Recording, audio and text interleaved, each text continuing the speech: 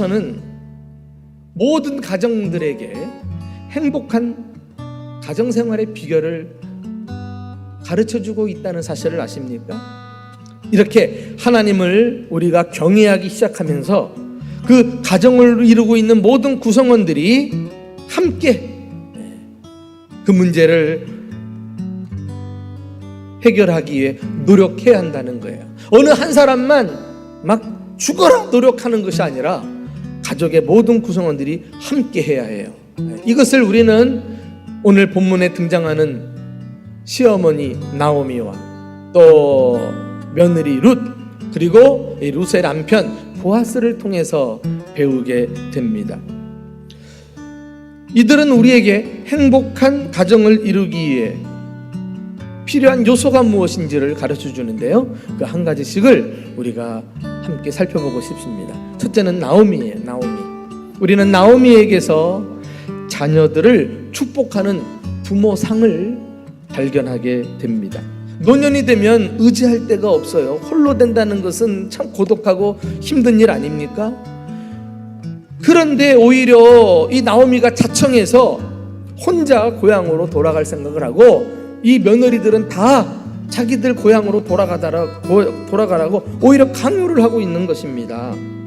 그러면서 하나님의 이름을 이 며느리들에게 들려주지요. 여호와께서 너희에게 선대해 주시기를 원하노라. 이 선대한다는 말, 이 히브리어로 헤세드라고 하는 말인데 무조건적인 하나님의 사랑을 말합니다.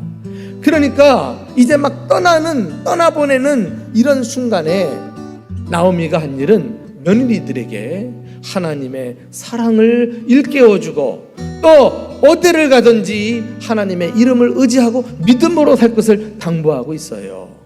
그녀는 떠나가는 두 사람들에게 자신이 믿는 하나님을 신앙의 유산으로 물려주기를 원하고 있는 것을 보게 됩니다. 나는 지금껏 내 자녀들에게 어떤 모습을 보여주었나? 오늘 이 나오미가 보여준 부모의 감동적인 상을 마음에 새기고 자녀들을 축복하는 어르신들 될 수 있기를 예수님의 이름으로 축원합니다. 두 번째, 우리는 룻을 주목하게 됩니다. 룻에게서 지혜롭고 현숙한 아내상을 발견하게 되지요. 이제 보니까 그녀가 하나님을 믿는 것은 쉬운 일이 아니었어요. 지금까지 자신이 몸담고 있던 모압 땅에 자기 민족이 다 믿는 그 우상을 다 떨쳐버리고, 그리고 하나님이라고 하는 그분을 믿기 위해서 이제 돌아선 것 아니겠어요? 그 한 번 시어머니를 선택한 이후에는 끝까지 시어머니를 따르면서 책임을 이행하지 않아요? 여러분, 이 룻의 좋은 점이 이제 모압 땅에서 베들레헴에 와가지고 나타나는데, 도착하자마자 그냥 밖으로 나가 이삭을 죽기를 원합니다. 아주 적극적이고 그리고 진취적인 사람이라고 하는 것을 알 수 있어요. 룻과 같이 이렇게 하나님을 경외하는 믿음을 가지고 이웃을 잘 섬기는 사람을 가르쳐서 성경은 현숙한 여인이라고 말합니다. 지혜로우면서도 그 지혜를 이웃을 위해 사용하는 사람을 현숙한 여인이라 그래요. 남편으로부터 자식들과 그리고 주변의 이웃들과 심지어 어려움 만난 사람들까지, 그리고 마을 동네 모든 사람들에게까지 이런 주님의 사랑을 실천하고 또 지혜를 발휘함으로 칭찬을 받는 이런 복되고 현숙한 여인, 이런 여인이 다 될 수 있기를 주님의 이름으로 축원합니다. 마지막으로 우리는 보아스를 또 함께 보실 필요가 있어요. 우리는 보아스에게서 하나님 마음을 가진 남편상을 발견하게 됩니다. 하나님 마음은 어떤 마음입니까? 바다처럼 넓은 마음이어서 바다는 온갖 쓰레기를 다 품고도 깨끗하게 정화시키는 역할을 하잖아요. 우리 하나님 아버지도 이 세상을 사랑하사 모든 죄인들을 다 품으셔요.